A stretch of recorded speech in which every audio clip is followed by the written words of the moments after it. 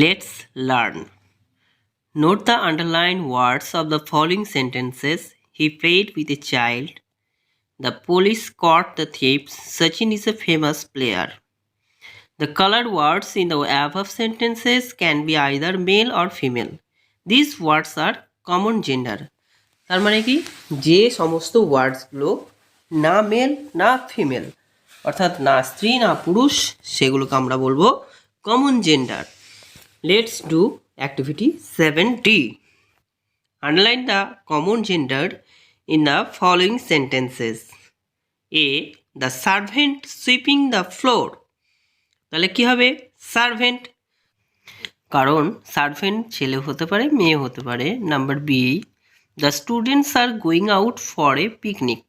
ছাত্ররা পিকনিকে গেছে, তাহলে স্টুডেন্টস মানে ছেলেও হয় মেয়েও হয়। Number C, the king was a kind person.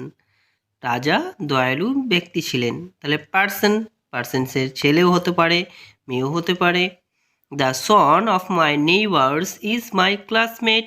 তাহলে নেইবার্স মানে প্রতিবেশী ছেলেও হতে পারে মেয়েও হতে পারে। আর একটা কী হবে? ক্লাসমেট ছেলেও হতে পারে মেয়েও হতে পারে। তাহলে আমরা অ্যাক্টিভিটি 7D শিখে নিলাম। আমরা এবার চলে এসেছি activity 8-এ। Fill in the blanks with words from the help box. One is done for you. Help বক্সে কী কী রয়েছে? Dust, coughing, few, avoid, eyes.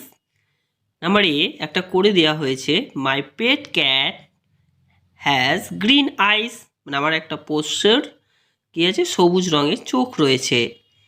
Number B, the old man was dash the entire night. তাহলে কী হবে? কগিং, কারণ ওই বৃদ্ধা কী করে? গভীর রাতে কী করে? কাশে। After the rain there was no dash on the road. কী হবে? ডাস্ট, কারণ বৃষ্টির পর রাস্তায় কি ধুলো থাকে? ধুলো থাকে না, তাহলে কী হবে? ডাস্ট।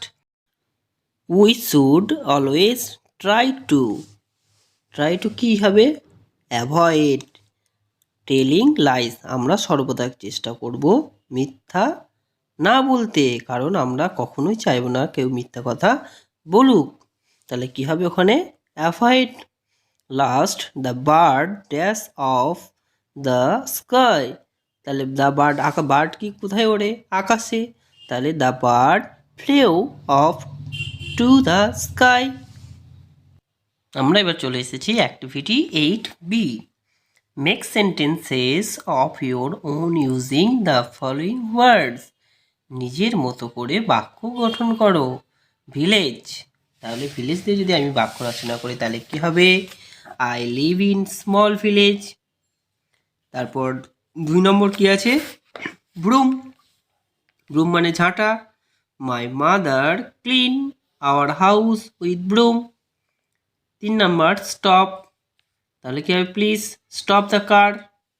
নাম্বার 4 প্লে মানে খেলা করা, তাহলে I like to play cricket. কেউ যদি লেখে I like to play football, কেউ লিখতে পারে আই লাইক টু কাবাডি, কেউ লিখতে পারে আই লাইক টু ভলিবল। তাহলে আই লাইক টু প্লে, যে যেটা খেলা করো সেইটার নাম লিখবে। ঠিক আছে, আমরা চলে এসেছি এবার অ্যাক্টিভিটি 9-এ। Write 4 sentences on how the community workers keep your school area clean. Use the following hints using broom and water, sweeping in the dust regularly, removing the garbage. তোমাদের যে স্কুল রয়েছে সেই স্কুলটা কিভাবে পৌরসভার লোকজন কেমন করে পরিষ্কার করে সে সম্বন্ধে তোমাকে চারটে সেন্টেন্স লিখতে বলেছে। তাহলে আমরা সেন্টেন্স 4টে লিখে ফেলি। 1. The community workers are using broom and water to keep our school area clean. Number 2. They sweep the dust regularly. Number 3.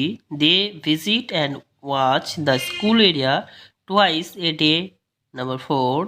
They remove the garbage every day. Okay, completed 4 sentences. আমরা চলে এসেছি activity 9B. Write 4 sentences on how one should take care of old people. তুমি একজন বয়স্ক লোকের কিভাবে সেবা করবে। Use the following hints.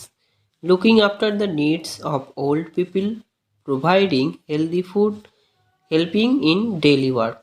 এই তিনটে হিন্টস দিয়ে তোমাকে 4টে সেন্টেন্স তৈরি করতে হবে। তাহলে আমরা তৈরি করে নিই 4টে sentence. I shall take care of old people in need. If the old people cannot go out, I must try to provide him with healthy food. Number 2, if he cannot do his daily work, I will try to help him. আমি তাকে সাহায্য করব। Number 3, the old people hope for some love and respect from us. বৃদ্ধরা সবসময় চেষ্টা করে আমাদের থেকে respect, সম্মান পেতে এবং কিছু আশা করতে পারে বা সাহায্যের আশা করতে পারে। ওকে, এইগুলো তোমরা ভালো করে প্রতিদিন প্র্যাকটিস করবে এবং যদি কোনো জায়গায় কোনো সমস্যা হয় কমেন্ট বক্সে কমেন্ট করবে। প্লিজ চ্যানেলটা সাবস্ক্রাইব করে দিও।